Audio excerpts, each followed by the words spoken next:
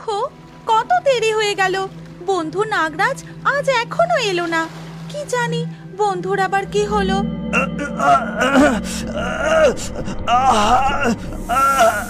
তোমার কি হয়েছে?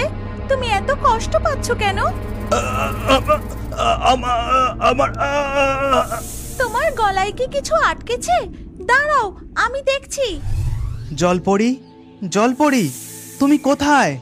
নাগরাজ, আমি এখানে, এই দিকে, এই চৌবাচ্চার মধ্যে।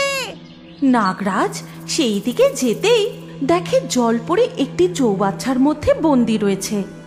নাগরাজ, তুমি এসেছো। আমি জানতাম তুমি ঠিক আসবে, কিন্তু ওরা যদি তোমায় দেখতে পায় তাহলে হয়তো তোমাকেও। কিচ্ছু হবে না, তুমি চিন্তা করো না।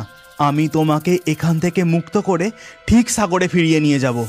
তখনই কারোর যেন পায়ের শব্দ হতেই নাগরাজ সেখান থেকে একটু আড়ালে চলে যায়, আর জলপরিও চৌবাচ্চার জলে ডুব দেয়।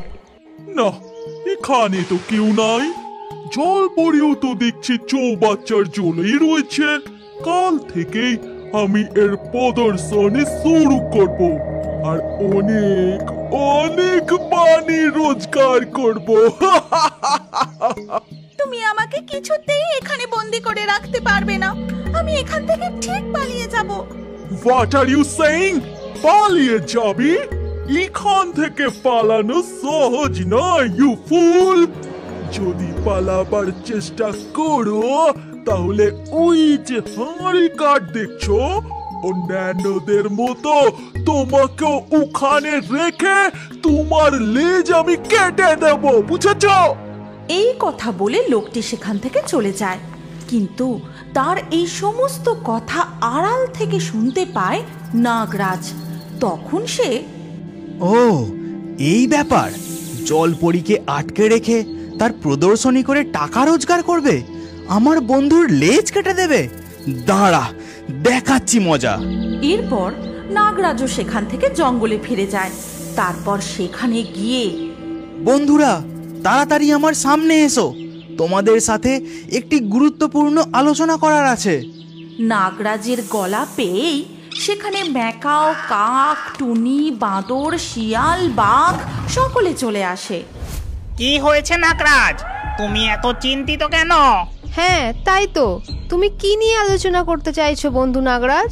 আমার এক বন্ধু জলপরি, সে খুব বড় বিপদে পড়েছে। তাকে বিপদের হাত থেকে আমাদের উদ্ধার করতে হবে। বলো কি, তোমার বন্ধু জলপরি সে বিপদে পড়েছে? আমি তো কিছুই বুঝতে পারছি না। এরপর নাগরাজ তাদেরকে তার বন্ধু জলপরির ব্যাপারে সমস্ত কথা খুলে বলে।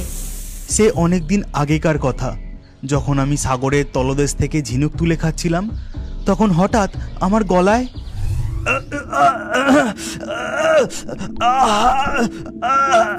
তোমার কি হয়েছে? তুমি এত কষ্ট পাচ্ছ কেন? তোমার গলায় কি কিছু আটকেছে? দাঁড়াও, আমি দেখছি।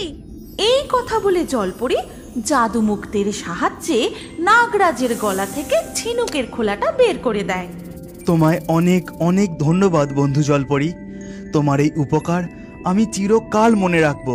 তারপর থেকে জলপরি ও নাগরাজের খুব ভালো বন্ধুত্ব হয়ে যায়, আর প্রতিদিনই তারা সাগরের তীরে বসে গল্প করে। কিন্তু সেদিন, ওহো, কত দেরি হয়ে গেল। বন্ধু নাগরাজ আজ এখনো এলো না। কি জানি বন্ধুর আবার কি হলো। ঠিক তখনই একটু দূর থেকে একটা লোক জলপরীকে দেখতে পেয়ে যায়। আরে ওটা কি? ওটা তো একটা জলপরি মনে হচ্ছে। হ্যাঁ তাই তো, ওটা একটা মারমেড। মারমেডকে যদি একবার ধরতে পারি। এরপরে লোকটা চুপি চুপি গিয়ে জলপরীর উপর একটা জাল বিছিয়ে দেয় আর তাকে আটক করে। তারপর কাঁধে করে নিয়ে গিয়ে তার গাড়িতে চাপিয়ে নেয়। ওয়াও, এই দেশে বিরাতে এসে আমি তো একটা দারুণ জিনিস পেয়ে গেলাম। It is so beautiful and amazing. তারপর সেই লোকটা গাড়ি চালিয়ে সেখান থেকে চলে যায়। তারপর থেকে জলপরীকে অনেক খোঁজাখুঁজি করি, অবশেষে তার সন্ধান পাই জঙ্গলের শেষ প্রান্তে গিয়ে। বলো কি, জলপরীর সন্ধান পেয়েছো? এখন কোথায় আছে তোমার বন্ধু জলপরি? তখন নাগরাজ তাদের জঙ্গলের শেষ প্রান্তে সেই খড়ের ছাউনি দেওয়া মাটির বাড়ি ও তার পাশে চৌবাচ্চার মধ্যে বন্দি থাকা জলপরীর ঠিকানা জানায়। দেখো বন্ধুগণ, নাগরাজ আমাদের বন্ধু, আর নাগরাজের বন্ধু জলপরি। তাই জলপরিকেও বাঁচানোর দায়িত্ব আমাদের। তার জন্য আমাদের একটা পরিকল্পনা করতে হবে। জঙ্গলের পশুরা যখন সবাই মিলে আলোচনায় ব্যস্ত, ওদিকে তখন লোকটি একটি ঠেলা গাড়ি ও কাঁচের জারের সামনে দাঁড়িয়ে, কাল মর্নিং এ এই জারের মধ্যে জলপরিকে পুড়ে ঠেলা গাড়িতে করে নিয়ে যাব বাজারে। এখন একটু ঘুমিয়ে নি, কাল সকালে উঠি। আর পরের দিন সকাল হতেই সেই লোকটি ঘুম থেকে উঠে তাড়াতাড়ি করে একটু কফি বানিয়ে নি, তারপর খাওয়া দাওয়া সেরে লোকাল বাজারের উদ্দেশ্যে বেরিয়ে পড়বো। এখানে প্রদর্শনী ভালো হলে তারপর যাব। এই বলে লোকটি বাড়ির বাইরে কাঠের আগুনে কফি বানাতে থাকে। তখন সেখানে জঙ্গলের ধারে একটু আড়াল করে এসে দাঁড়ায় শিয়াল, নাগরাজ, বাঁদর, বাঘ ও পাখিরা। দেখো বন্ধুরা, লোকটা উনুনে আগুন জ্বালিয়ে রান্না করছে। বুঝতে পেরেছি বাঘ মশাই, এখন আমাকে কি করতে হবে? আর তখনই কাক উড়ে এসে লোকটিকে খুব বিরক্ত করতে থাকে।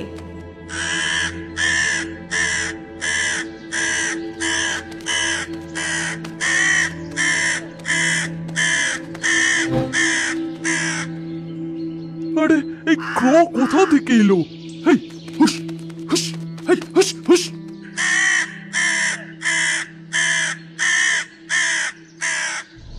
ও নো, এই ক্রো আমার কান একেবারে ঝালাপালা করে দিল।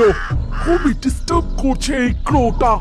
লোকটি যখন কাকটাকে তাড়াতে ব্যস্ত হয়ে পড়ে, তখন ম্যাকাও, এবার আমার কিছু করে দেখানোর পালা। এই কথা বলে ম্যাকাও উড়ে এসে কাঠের উনুন থেকে একটি জ্বলন্ত কাঠ তুলে নিয়ে লোকটির ঘরের চালে ফেলে দেয়। আর সাথে সাথেই ও মাই গড, এ কি করে হয়ে গেল? আমার ঘরে আগুন কি করে লেগে গেল? এই দেশ থেকে চুরি করা অনেক দামি দামি জিনিস ওই ঘরে আছে। ও গড, অল ফিনিশ। কোনো দামি জিনিসই বাঁচাতে পারলাম না। শুধু এই মারমেটটাকে নিয়ে আমাকে এক্ষুনি পালাতেই হবে। আর যেই জলপরীকে নিয়ে পালাতে যাবে, ঠিক তখনই আরে বাপরে, টাইগার টাইগার, হেল্প হেল্প, বাঁচাও। বাঘ দেখেই লোকটি তো ভয়ে পেয়ে ঊর্ধ্বশ্বাসে দৌড়তে শুরু করে।